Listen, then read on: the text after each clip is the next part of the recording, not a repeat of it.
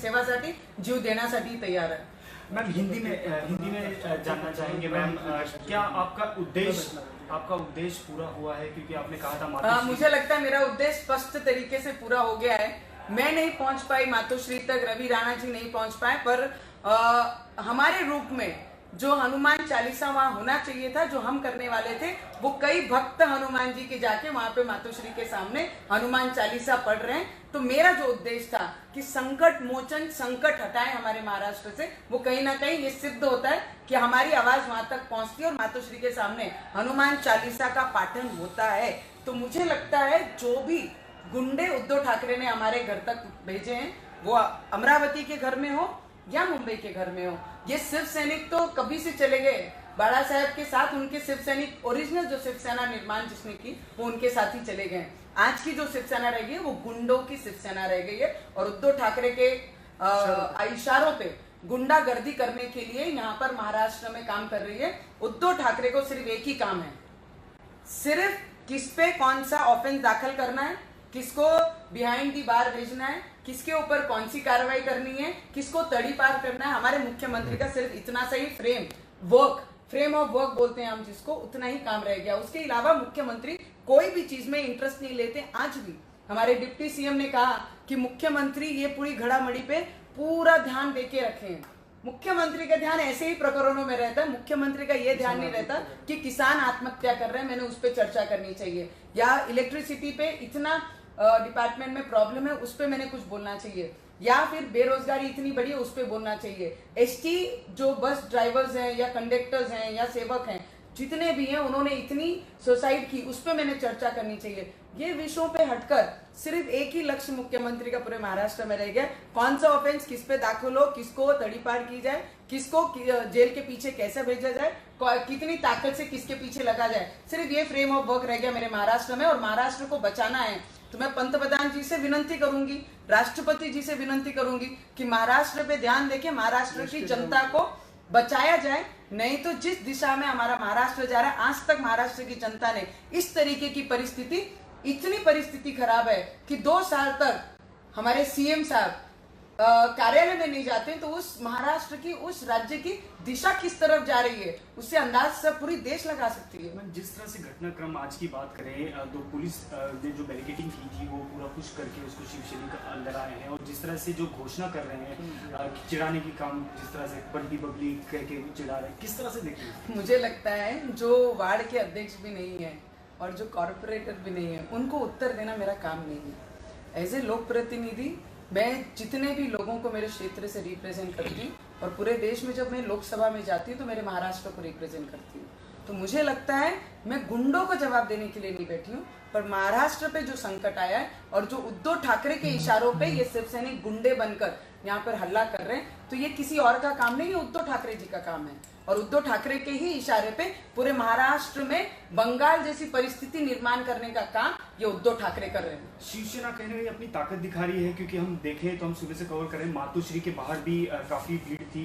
बड़े बड़े नेता अनिल देसाई, यहाँ पे विनायक राउत आए, मीडिया से रूबरू बातें की उन्होंने। क्या लगता है पूरा एक इवेंट प्लान के तहत ये सब किया गया, आपको किस तरह से देखते हैं? हाँ, मुझे ऐसा लगता है जितने भी लोक प्रतिनिधि सीनियर है, मैं तो बहुत जूनियर हूँ, मैं फर्स्ट टाइम एमपी बनकर आई हूँ, member of parliament, as individual, as अपने खुद के सिंबल पे मैं जीत के यहाँ तक आई हूँ। और बहुत सारे सीनियर लीडर मैं देख रही हूँ नीचे बैठ के वड़ा पाव खा रहे हैं। वड़ा पाव तो हमारे महाराष्ट्र में किए हैं, सभी खा के अपना जीवन निकाल सकते हैं, ऐसा वड़े पाव का फेमस ये है।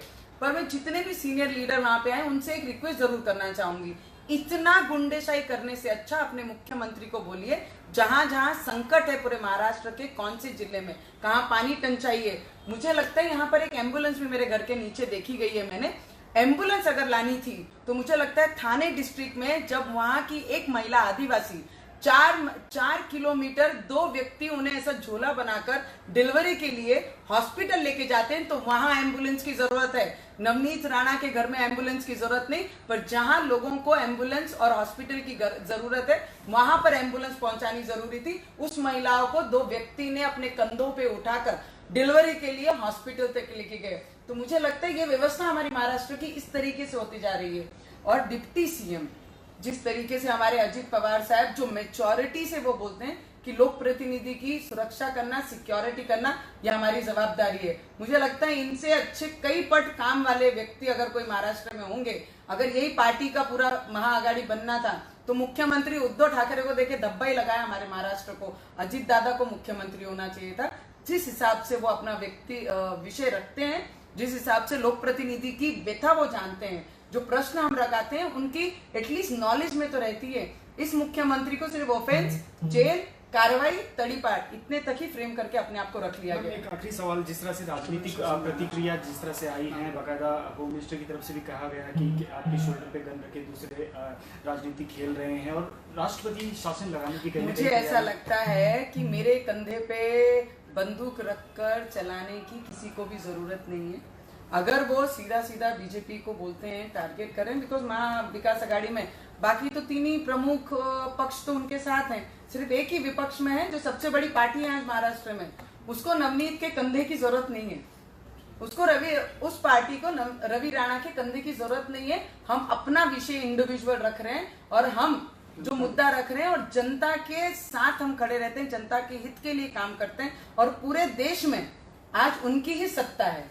तो मुझे लगता है वो अपने विषय बहुत अच्छे से और बहुत पावरफुली प्रेजेंट करते हैं, बहुत पावरफुली रखते हैं। और महाराष्ट्र में जो करप्शन चालू है, जो करप्शन की आवाज वो उठा रहे हैं, तो मुझे लगता है उसके लिए नवनीत राणा के कंधे की उनको जरूरत नहीं। नवनीत राणा खुद इंडिपेंडेंटली सामने आके लड़ाई लड़ रही है और आगे भी लड़ रहे हैं और पार्लियामेंट में भी जब जब मुझे लगता है महाराष्ट्र में ये गलत हो रहा है तो उसके विरोध में मैं आवाज उठाती हूँ। तो मैं विनंती करूंगी, मैं राष्ट्रपति जी को भी मिलूंगी, मैं पंतप्रधान जी को भी मिलूंगी कि यहाँ पर महाराष्ट्र में राष्ट्रपति शासन ये लगना बहुत जरूरी है। लॉ एंड ऑर्डर हाथ से निकला जा रहा है। हर दिन एक सामान्य पब्लिक पे और आम नागरिक पे और लोक प्रतिनिधि पे दिन भर दिन अत्याचार बढ़ रहे हैं और जो विकास हमारे महाराष्ट्र का होना था वो 1% भी हो नहीं रहा है। तो मुझे लगता है राष्ट्रपति शासन महाराष्ट्र में लगना बहुत जरूरी है।